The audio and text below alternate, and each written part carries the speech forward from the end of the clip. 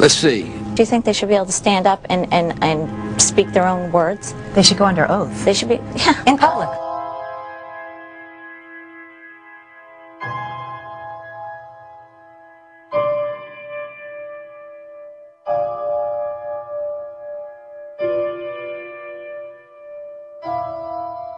Don't you think that the families deserve to have a transcript or to be able to see what you Adam, said? you asked me that question yesterday. I got the same answer, yeah. The final report was a unanimous report. That means that if there was a single commissioner who had any objection about anything, that fact would be dropped from the report. We have found out that he not only served on the transition team of the Bush administration, that he was a person who wrote a draft memo for the setup of the Bush administration's National Security Council, that he was an individual who wrote the preemptive war strategy that was eventually used for the war in Iraq, that he is a close friend of Condoleezza Rice's. We want him to resign. There is literally nothing in the 9/11 report that the Bush administration did not approve of. We can understand, therefore, why the Commission, under Zelikow's leadership, would have ignored all the evidence that would point to the truth, that 9/11 was a false flag operation intended to authorize the doctrines and funds needed for a new level of imperial mobilization.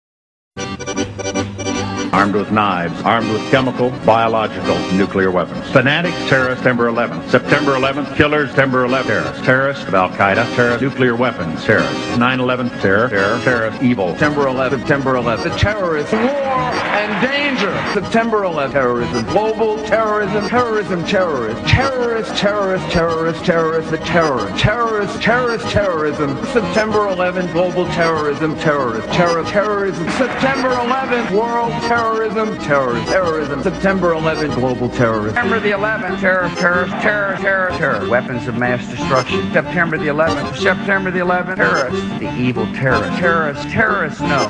Terrorism. The words are hypnotically repeated. Terrorism, terrorist, terrorist threat, and of course, believed to be linked to Al-Qaeda.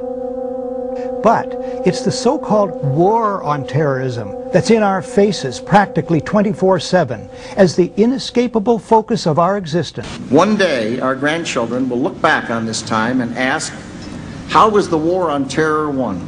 The entire U.S. ruling class, ruling elite, comes to see terrorism as the preferred means, indeed the only means, to provide social cohesion, to provide an enemy image for the society to keep it together. According to neocon theory from Carl Schmitt, you have to have an enemy image in order to have a society. It's a very dangerous thing, because now it means that the entire social order, the political parties, intellectual life, politics in general, all based on a monstrous myth. Monstrous myth.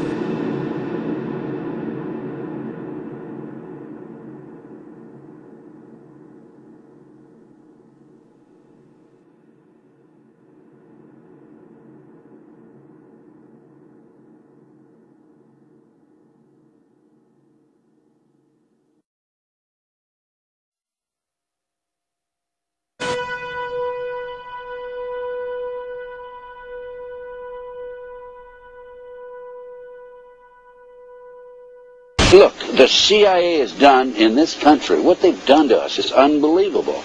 Look at the terrorist acts that have occurred. The CIA behind most, if not all of them. We had the Marine barracks. We had our embassy in Kenya. We had Pan Am 103. We had the USS Cole. We had Oklahoma City. We had the World Trade Center in 1993. That helped the terrorists blow up the World Trade Center the first time. They built the bomb. They got the driver's license. The informant, the FBI informant, a fellow named Salam, a 43-year-old former Egyptian army officer, he was given the assignment to put the bomb together. And he went to his supervisor, his FBI supervisor, and said, we're going to put a dummy bomb in here, right? And the FBI supervisor said, no, we're going to put a real bomb. The FBI actually carried out the attack on the World Trade Center in 1993. They actually hired Ahmad Salam and paid him $1 million and gave him real explosives, a detonator, and told him to build a bomb and to give it to the foolish people that he was controlling to allow them to attack the World Trade Center complex. Unfortunately for them, there were only 6 people killed, not enough to pass the legislation. So what happened is 2 years later, April 19, 1995, down comes Oklahoma City Murrah building, 168 people killed. 1 year later, the anti-terrorism legislation that takes away many of our constitutional rights and civil liberties is passed.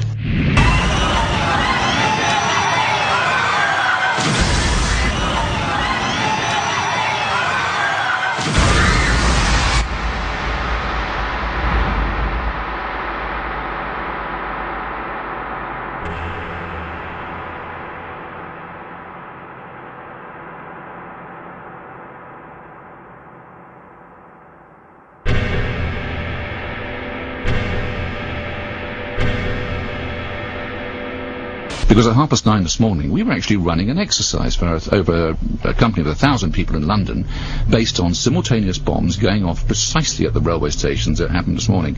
So I still have the hairs on the back of my legs standing upright. To get this quite straight, you were running an exercise to see how you would cope with this, and it happened while you were running the exercise? Precisely.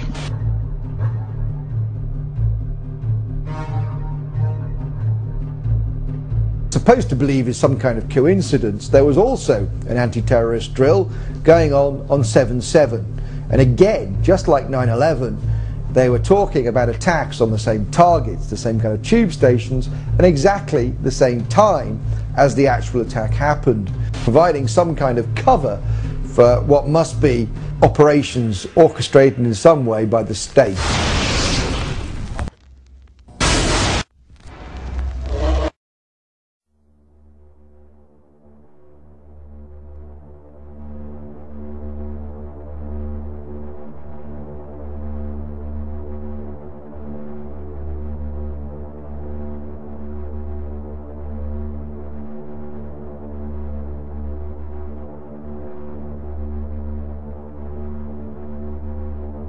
I am absolutely appalled at how much people in this country do not think.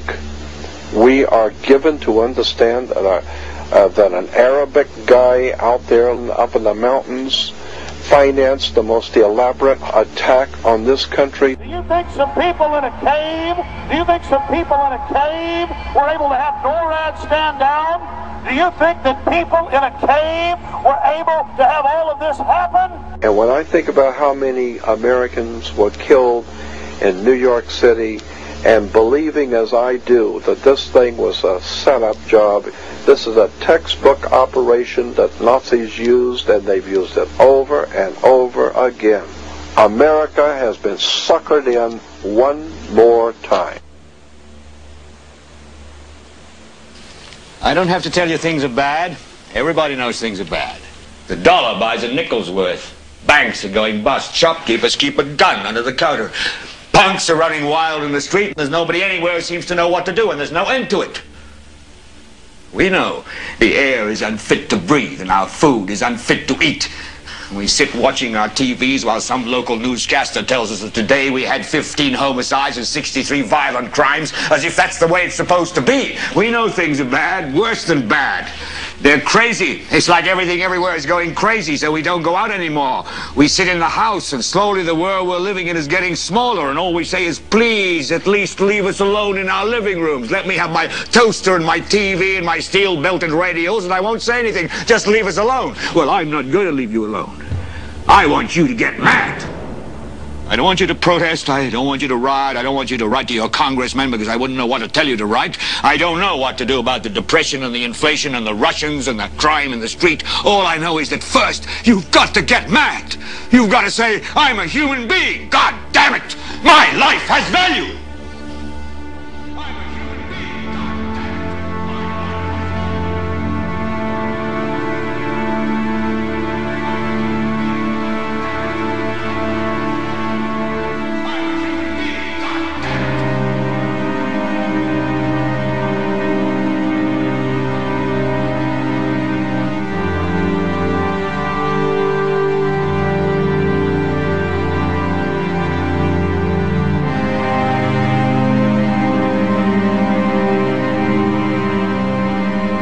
Smoke, Unfair, 105, 2 pounds. It's wind there, it's black, it's iron. My wife thinks I'm alright. I called her and said I was leaving the building, I was fine, man. Bang! 3 of us, 2 broken windows. Oh, God! Ah!